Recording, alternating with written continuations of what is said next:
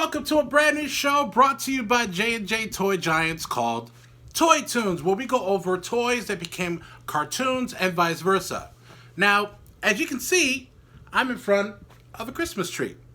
Now, as a kid, regardless of what era you grew up in, one of the commonly things that were associated with Christmas as far as children are concerned is toys.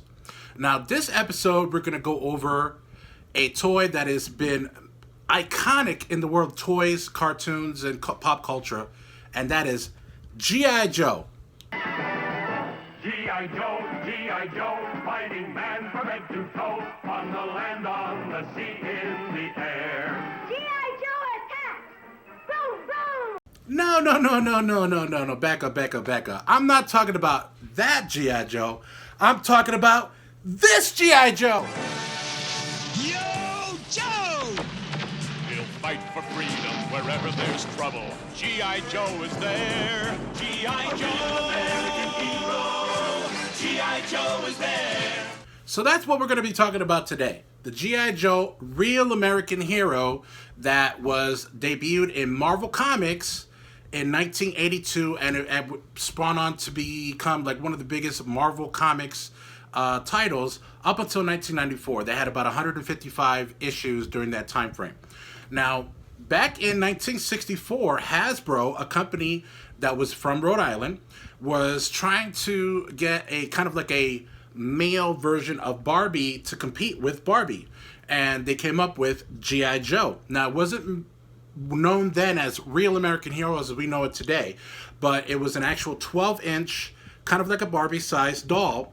And they had Navy, Air Force, Army, Marine, and they weren't actually known as we know them today.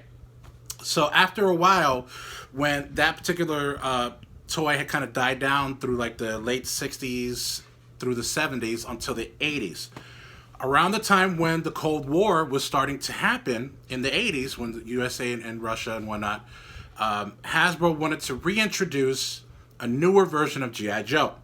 And so they wanted to actually do it a little bit different this time, because back in the 1960s, when the original G.I. Joe was out, they actually weren't really that articulative, and you really couldn't do a lot of things with them because of the size and how they were made. But so, being that during the 1970s, when Star Wars came out, Kenner Toys actually revolutionized the way action figures, as we know them today, are done, because they had all types of articulation, and they were down to a 3-inch to 3.25-inch size. And also with Hasbro, they wanted to get away from the term doll, because they felt that at that point in time, doll was associated with Barbie and Barbie with girls. So they figured they wanted to do what they call action figures, and that's how we kind of know them today.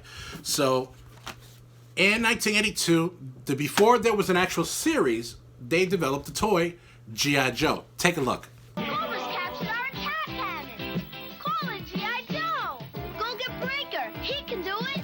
So after the Marvel Comics issues were well into effect, they actually developed a backstory to the toys. And that was one of the big marketing strategies that a lot of companies did in the 80s and all the way till now, is how can we market to the younger generation to get these toys, to get their parents to spend their hard-earned money to go crazy during Black Friday and Christmas shopping to get these toys. So after they developed the backstory through the Marvel Comics, in 1985, there was a 5-part miniseries of G.I. Joe, the Real American Hero.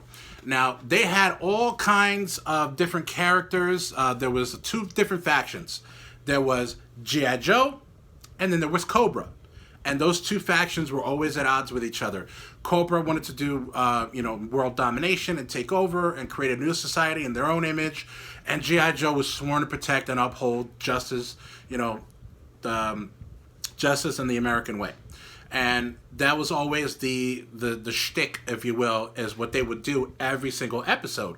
Now, one of the things also that Hasbro wanted to do that was different than what they had done back in the 60s was give them, actual names and backstories, which on the actual toys, if you look at the back of the card, you'll see that every single character had their own bio, name, what their rank was. If they even had like an actual recommendation from other G.I. Joes as well. So they really wanted to make it like they were real.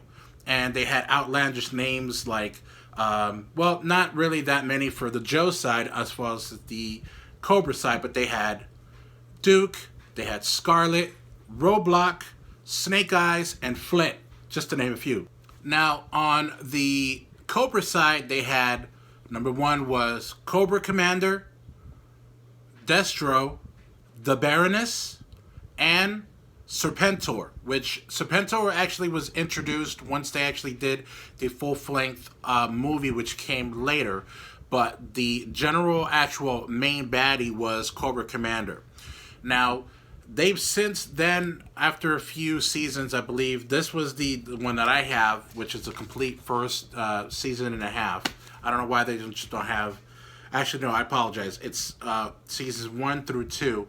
And then they had season 3 and 4, which came later, which then you would see a difference in the way that Cobra Commander looked, because he usually would have just like the face mask or a cloth over his face, but he had a face mask and a helmet. And then after that, he actually got all with silver and a kind of like a breathing mask, and you could see his eyes after that. But before, his face was always covered. So one of the things that I generally loved about this particular cartoon was not only the action, but also that they also incorporated different versions of the military, like, you know, Marines, the Air Force, Army, Marine, even the Coast Guard, I believe.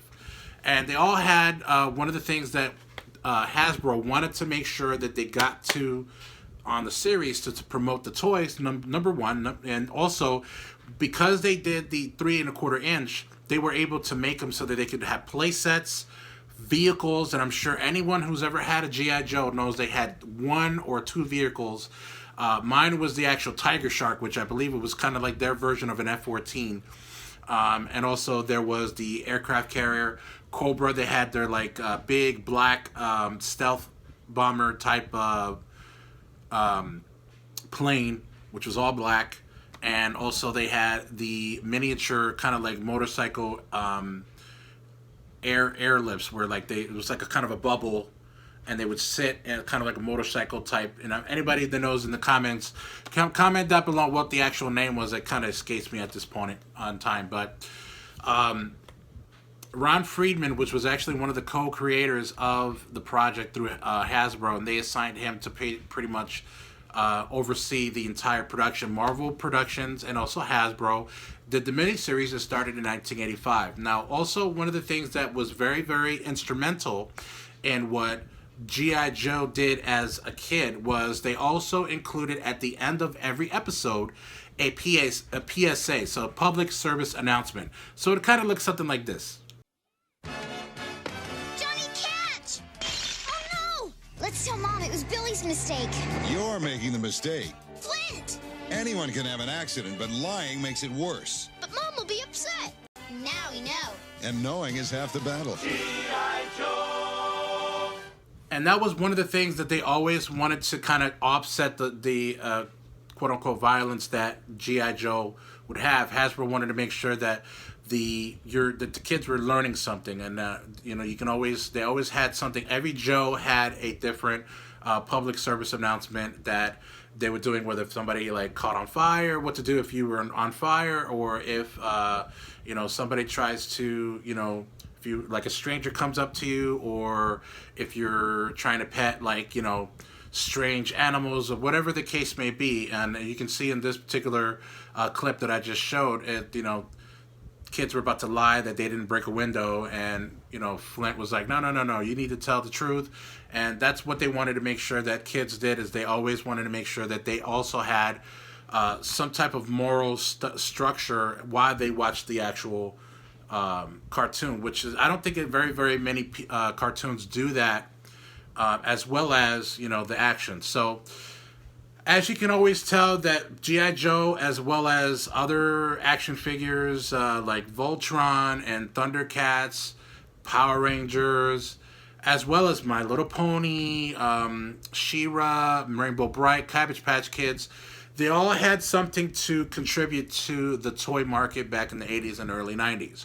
And we're going to cover all of those soon in future episodes. And I really, really hope that you enjoyed this particular episode of Toy Tunes. And thank you so very much for going down memory lane. I'm going to actually, as soon as I'm done, I'm going to be watching this. I'm going to pop this bad boy into my Xbox One and watch a couple of videos. But be sure to subscribe and like, and also if you want to help and support the channel, follow us on our Patreon page. If you want to donate, that's great. It'll keep us going.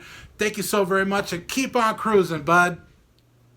Hey guys, was just editing the video real quick, and I just wanted to make sure that I included, because Jaden would hate it if I didn't include where Jeter moved to today, our elf on the shelf. So let's see what he's doing now.